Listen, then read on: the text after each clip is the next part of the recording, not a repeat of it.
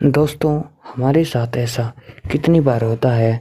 जब हमारे साथ कुछ बड़ा होता है तो हम आम तौर पर निराश हो जाते हैं और अपनी किस्मत को कोसते हैं कि ऐसा हमारे साथ ही क्यों होता है।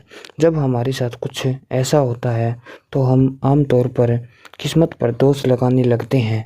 हम यह सोचते हैं कि हमारे भाग्य में उठा-पटक लिखी गई है और ये सब गलतियाँ हमारे ही जीवन में क्यों होती हैं कि हमारे पास सही जीवन चीज़ों की कमी है, जिसके कारण हम अपने लक्ष्य को प्राप्त नहीं कर सकते, हासिल नहीं कर पाते। कितनी बार हमें बहुत सी चीज़ें बस यहीं कहकर छोड़ दी हैं कि किस्मत में होगा तो देखा जाएगा।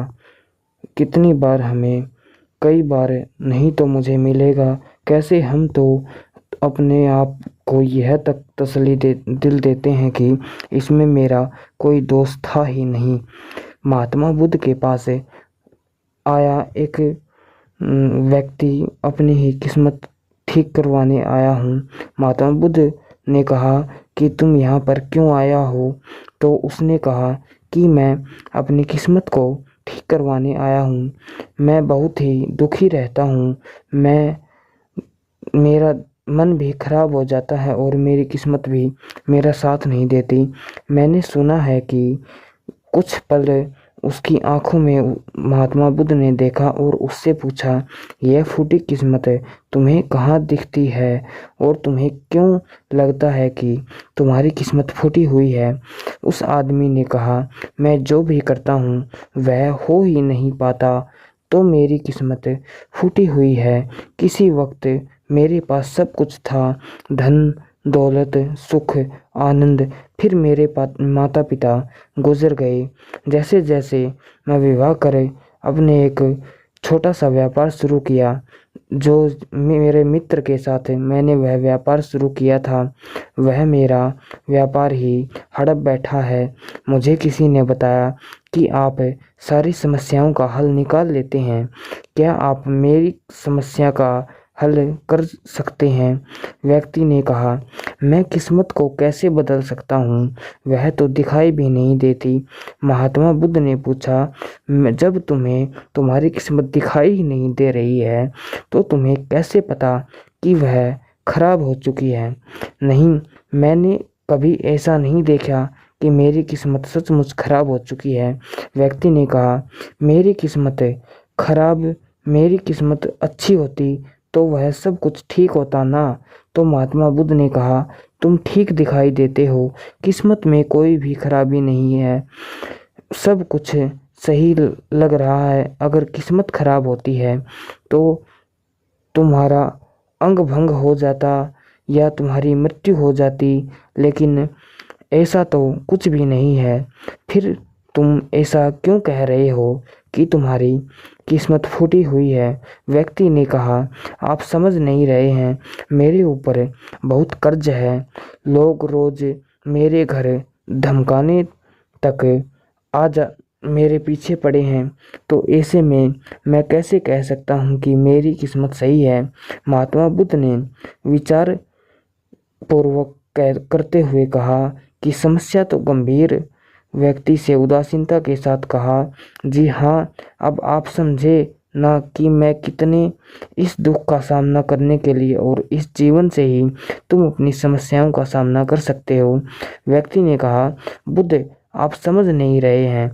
तब महात्मा बुद्ध ने उससे कहा, समझ तुम नहीं रहे हो, मेरे साथ महात्मा बुद्ध से एक पत्ता गिरा देता हूँ तो तुम मुझे बताओ यह पत्ता किस दिशा में बहेगा? व्यक्ति ने कहा, पत्ता तो नदी के बहने के साथ नदी की दिशा में ही जाएगा। बुद्ध ने कहा, बिल्कुल सही। अब बताओ पेट की किस्मत किसके हाथ में है? व्यक्ति ने कहा, इस पेट की किस्मत नदी के हाथ में है, वह जहाँ चाहे इसे ले जा सकती है।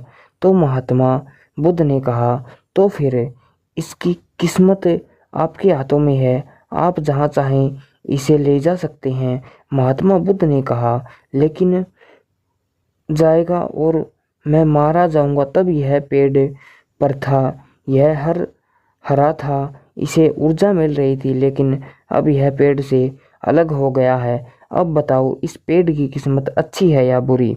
व्यक्ति ने कहा, अब तो इसकी किस्मत बुरी है, क्योंकि अभी ये हमारा नहीं है, अभी भी है, जीवित है, और लाभ ही है कि अभी यह पत्ता वह सब कुछ कर सकता है जो वह पेड़ से लगे रहकर नहीं कर सकता था। बुद्ध ने वह पत्ता हवा में छोड़ दिया। वह उड़कर दूर जंगल में जा गिरा। तब बुद्ध ने वह पत्ता उड़कर नदी में जा गिरा। तब बुद्ध ने कहा, देखा, अब वह पत्ता नदी में तैरने का आनंद भी ले रहा है। और अगर तुम ध्यान से देखो तो यह पत्ता कितने ही छोटे छोटे जीवों को अपने ऊपर बिठाकर नदी के किनारे, एक किनारे से दूसरे किनारे पर पहुंचा रहा है। इस पेड़ की भी किस्मत अच्छी है, क्योंकि वह अपने नए अवसर को ढूंढने में लगा हुआ है। तुम्हारी समस्याएं तुम्हें उड़ने का अवसर दे सकती हैं, यदि तुम उन्हें सकारात्मक नजरिए से देखो। उस आदमी ने वहां खड़े होकर महात्मा बुद्ध से के बातों पर विचार किया। धीरे धीरे उसने पूरी कहानी के पीछे छुपे गहरे अर्थ को समझना शुरू कर दिया। महात्मा बुद्ध की ओर देखते हुए बोला, आप सही कह रहे थे महात्मा बुद्ध ने। मैंने अपने भाग्य पर ध्यान देने में अपने दृष्टिकोण को सीमित रख रखा था। मैं इतना प्रयास कर रहा था कि समस्याओं और मुश्किलों पर ही फोकस करता रहा, कि जिसके कारण मैं उनमें मौजूद अवसर को देखने में समर्थ नहीं था। मुझे अब समझ आ गया है कि मेरी फूटी किस्मत बस एक डर और निराशा से उत्पन्न एक धरना थी। ये कहानी हमें सिखाती है कि हमारी किस्मत हमारे हाथ में होती है। हम खुद अपने जीवन की दिशा को निर्धारित करते हैं। हमारी समस्याओं का हाल भी हमें ही निकालना होता है। चुनौतियों को एक अवसर के रूप में देखकर हम आगे बढ़ सकते हैं। अपनी किस्मत को सुधार सकते हैं। दोस्तों, यह कहानी हमें जीवन जीने का तरीका सिखाती है। और अगर आपको यह कहानी पसंद आए तो हमारे चैनल को सब्सक्राइब, वीडियो को लाइक तथा शेयर जरूर कीजिए। थैंक्स।